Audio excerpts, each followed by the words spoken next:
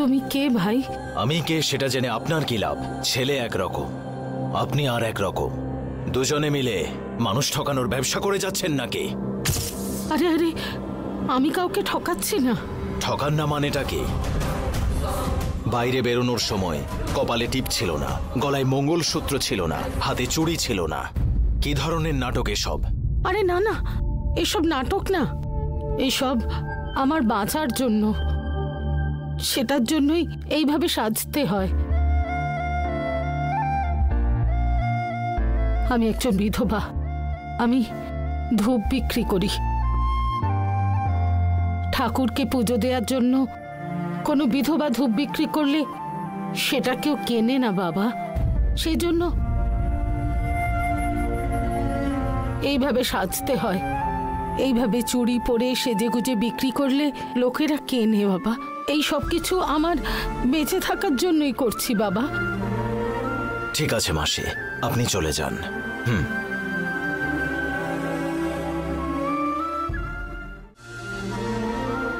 আলোদি, আলোদি, আমি শঙ্করী এসেছি। আসুন দিদি, আসুন। আপনার কথা মানে কথা, যে দিন বলেছেন, যে সময় বলেছেন, ঠিক চলে এসেছেন। আমি কাউকে কথা দিলে সেটা রাখি, আমি কথা মতনই চলি, আমি কথার দাম দিই। সেই জন্যই তো আমার কথা মানুষে বিশ্বাস করে। একদম ঠিক বলেছেন।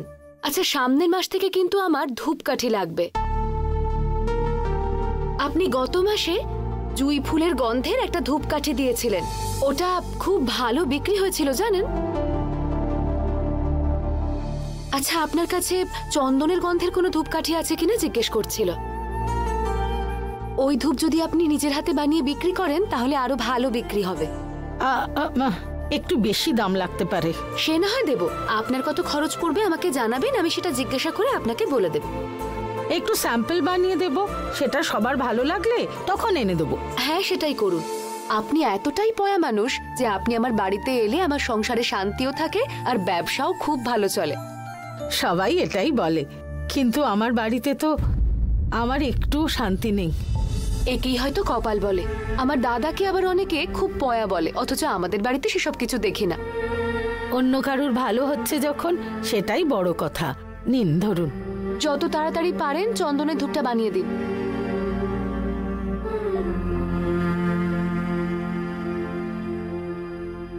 সামনের সোমবার দিন চন্দনের সুগন্ধি ধূপ বানিয়ে স্যাম্পল এনে দেব। যারা আমার থেকে ধূপকাঠি কেনে তাদেরকে আমার বাড়িতেই ডেকে নেব। ওদেরকে একবার স্যাম্পলটা দেখিয়ে তারপর আপনি নিশ্চিন্তে আপনার কাজ শুরু করে দেবেন। আচ্ছা ঠিক আছে, এবার আমি আসি। ঠিক আছে, আসুন।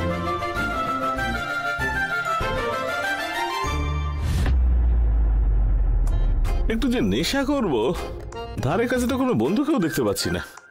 কি করি এখন? বাড়ি চলে যাই।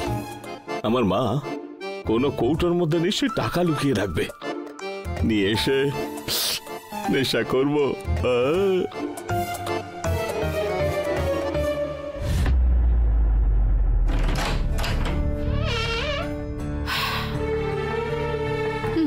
বাবা,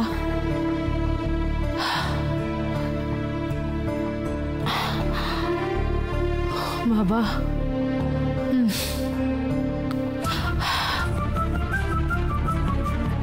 ও মা,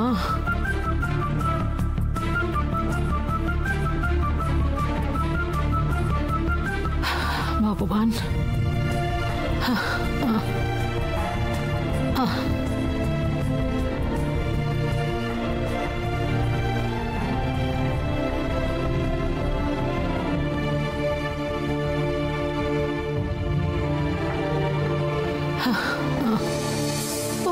বাবারে।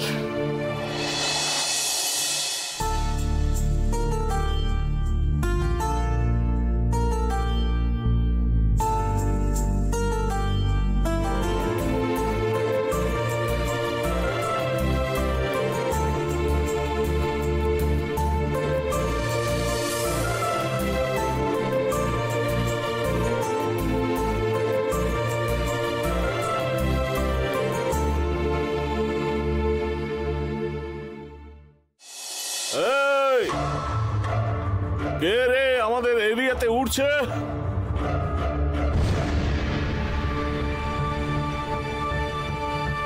ভৈরব জেলে গেছিল বলে সাহস বেড়ে গেছে নাকি? শুনে রাখ, জেলে গিয়েছিলাম, শ্মশানে নয়। আবার ফিরে এসেছি। যত সব। ওরে বাবা, ভৈরব এসে গেছে, কি করব এখন? ও বাবা, ভগবান ভগবান, আমার ছেলে এসেছে, কোনো বিপদ যেন না হয়, তুমি দেখো। শুনে রাখ সবাই, এই এরিয়াতে কেউ রোয়াব দেখাবি না।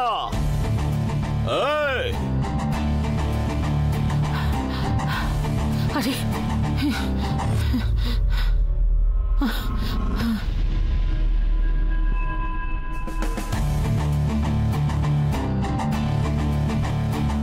কি করি?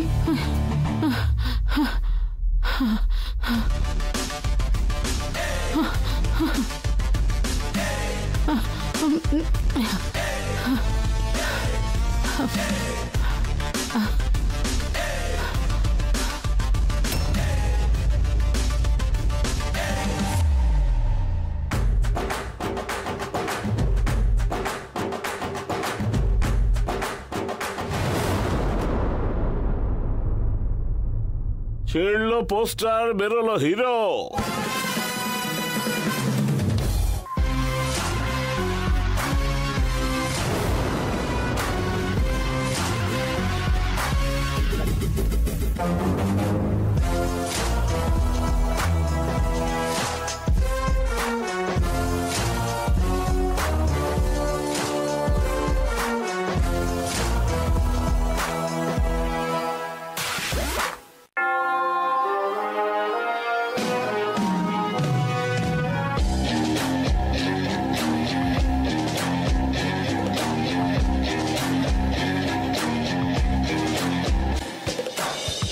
Borashira.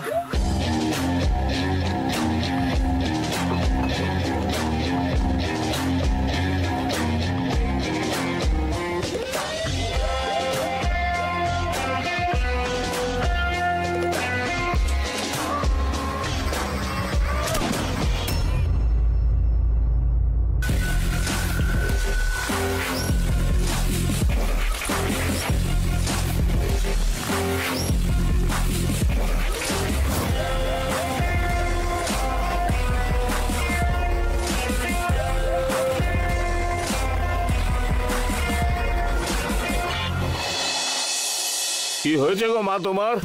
একটু বেশি ঘাবড়ে আছে দেখছি।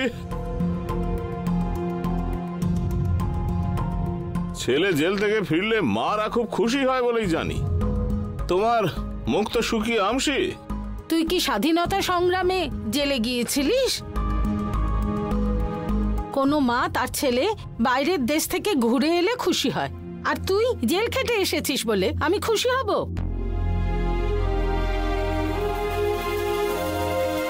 জেলের ব্যাপারে একটা বাজে কথা বলবে না, ওটা কৃষ্ণের জন্মস্থান, জানোই তো। ঠিক আছে, খরচাপাতির টাকা নেই, কিছু ছাড়ো। টাকা?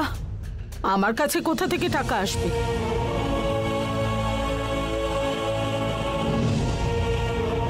আমার কে আছে?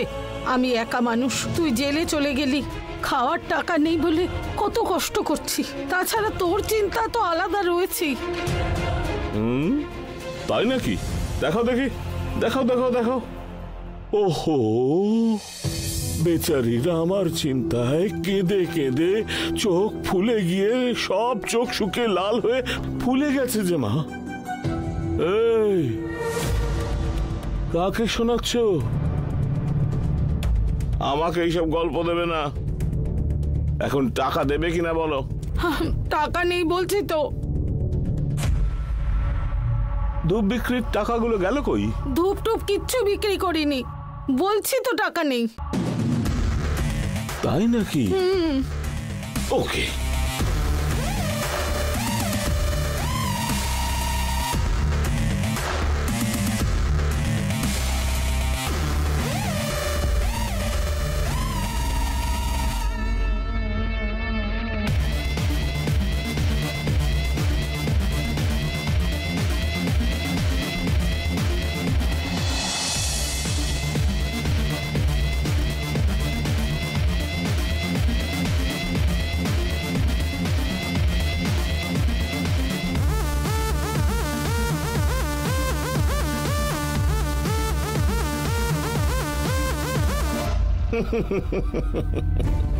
কাচের চুরির ছটা খেয়া বাজের ছলনা, আগুনেতে ছটা নাকি ছটায় আগুন, বলো না।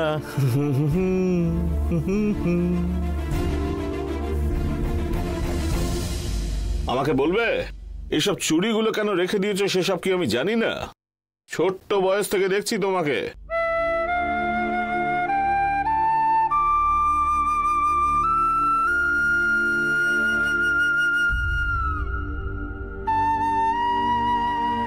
ও ওইদিকে তুমি কি দেখছো গো? কি দেখছো বলো না। ঠিক আছে আমি দেখে নিচ্ছি। আরে আরে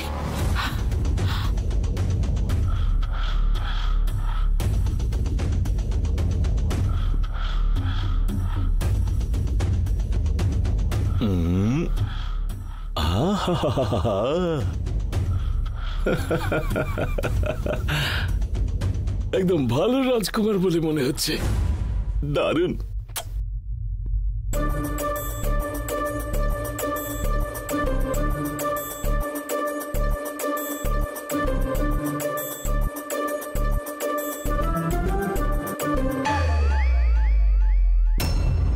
এই বুড়ি, এখন টাকা দিবি কিনা বল।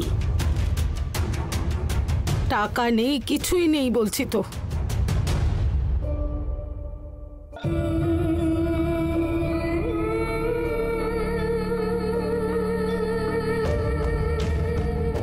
কিচেনের মিক্সিটা চলছে তো নাকি? এই বাড়িতে শুধু ওই একটাই ঠিক আছে। ওকে।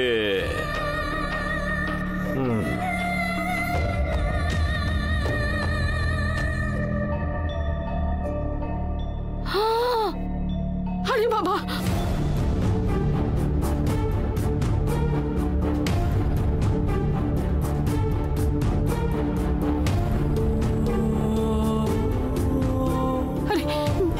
মিক্সি নিস না, রেখে দে না। তুই শোন না কথাটা। আরে রেখে দে এটা।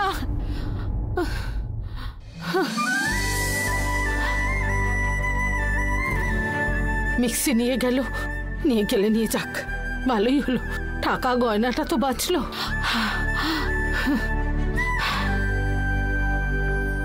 ওহো, এদের তো খুব টাকার প্রয়োজন আছে দেখছি।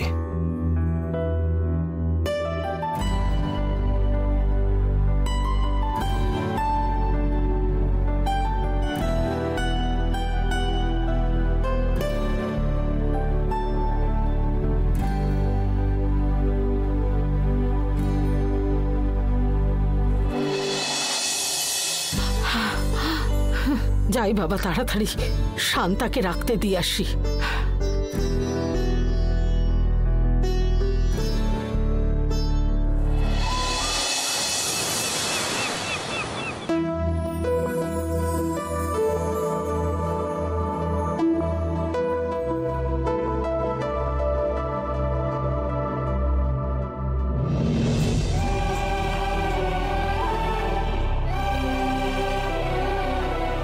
শান্তা।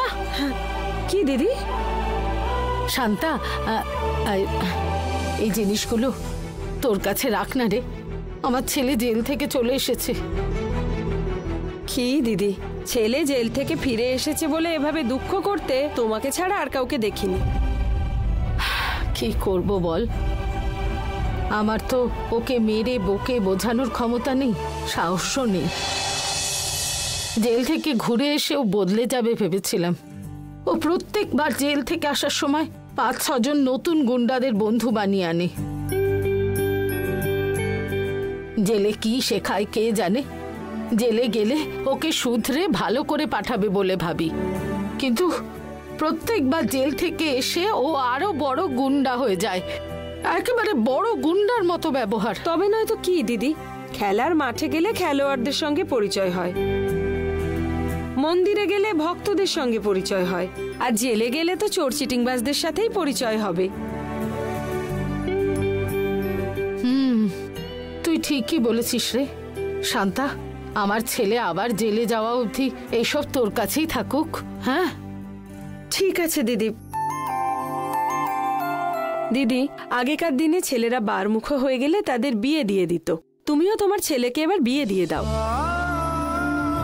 একবার সংসারের চাপ পড়লে ও হয়তো শুধরেও যেতে পারে। ওকে জন্ম দিয়ে যে ভুল করেছি সেটার জন্য এখনো পস্তাচ্ছি। বাবা, কোনো বাড়ির বেচারি মেয়েকে এনে এই রাক্ষসের সাথে বিয়ে দেব? মেয়েটার জীবন কেন নষ্ট করব? আর তাছাড়া আমার ছেলের জন্য মেয়ে খুঁজে দিন বললে কে খুঁজে এনে দেবে বল? ওকে বিয়ে করার মেয়ে কোথায় আছে কে জানে। এসব তোর কাছেই থাক, এবারে আমি আসি। ঠিক আছে দিদি।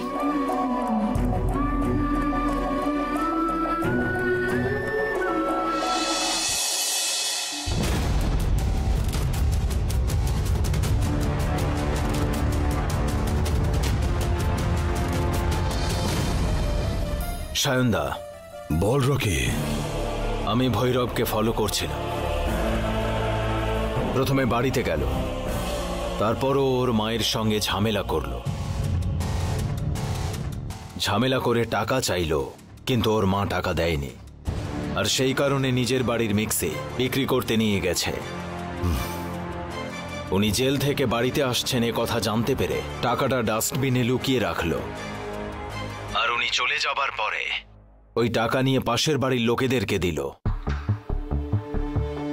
কোথায় শিবানীর দাদা আর কোথায় একে কি করে শিবানীর দাদার মতন বানাবো আমি?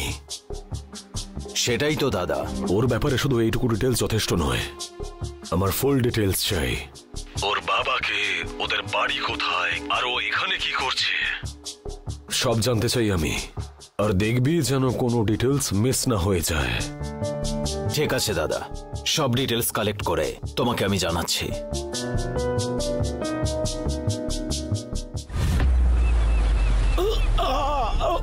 বাবা, শোন না, আমি তো একটা গুন্ডা, একটু সম্মান তো দেখা। এই কিসের গুন্ডা গো তুমি? চলো, কান ধরে উঠবোস করো, চলো চলো। শোনা, আমার হাইট তো 6 ফুট 2 ইঞ্চির মতো। আমি উঠবোস করলে কি তোর ভালো লাগবে? এই ছোটবেলায় তোমার মায়ের যেটা করা উচিত ছিল সেটা এখন আমি করছি। চলো, ওঠো, উঠবোস করো। আমি? হ্যাঁ তুমি। উঠবোস? হ্যাঁ গো, তোমাকে উঠবোস করতে হবে। আমি উঠবোস করব? তুমি করবে কি করবে না?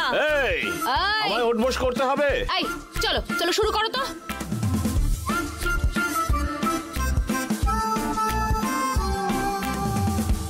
হয়েছে?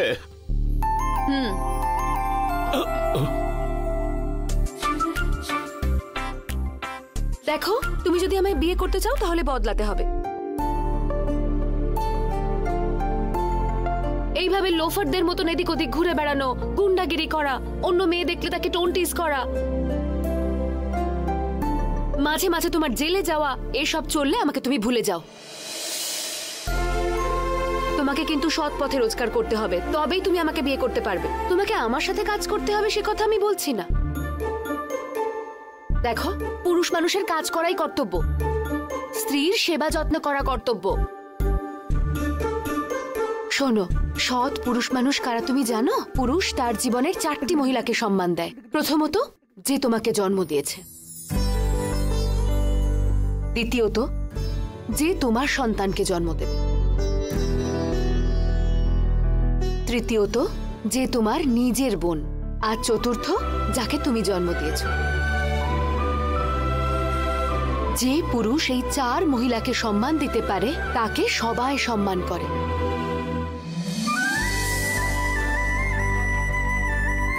শার্টের 4টে বোতাম খোলা রেখে কেউ রাতারাতি ডন হয়ে যায় না। সৎভাবে রোজগার করে সংসারের দায়িত্ব নিয়ে বিয়ে করে স্ত্রী সন্তানকে যে সুখে রাখতে পারে সেই হলো আসল ডন। আর যদি কোনোদিনও তোমাকে আমি শার্টের বোতাম খুলে এভাবে রাস্তায় রাস্তায় ঘুরে বেড়াতে দেখি তাহলে কিন্তু তোমার খবর আছে।